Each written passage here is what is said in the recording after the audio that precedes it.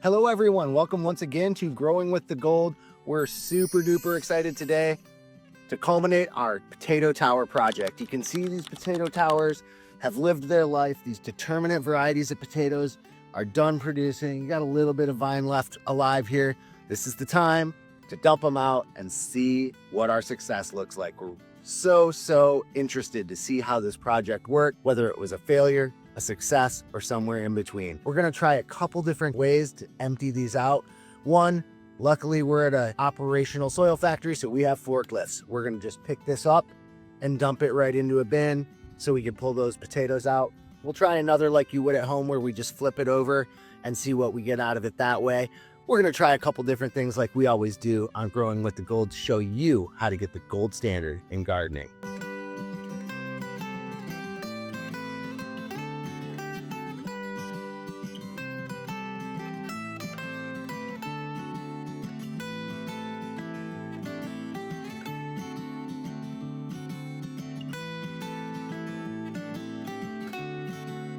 Well, amazing. So that was a success. The rotator forklift was perfect for dumping that whole bin right into a reservoir where we can trap all of this stuff, pull out any seed potatoes we want to use for next year, and harvest the edible, big, delicious spuds. So check it out. We're going to go through and see what sort of harvest we got out of here. We'll get into the rest of these and see which variety did the best. These Carla Rosa look like a success. We're thinking potato towers for the win.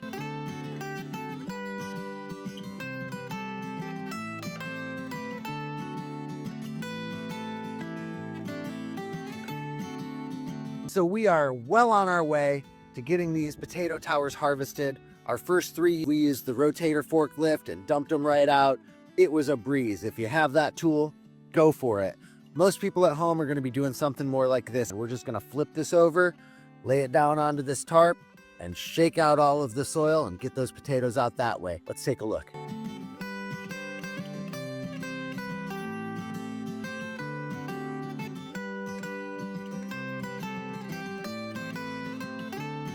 The potato towers did really pretty well, all in all.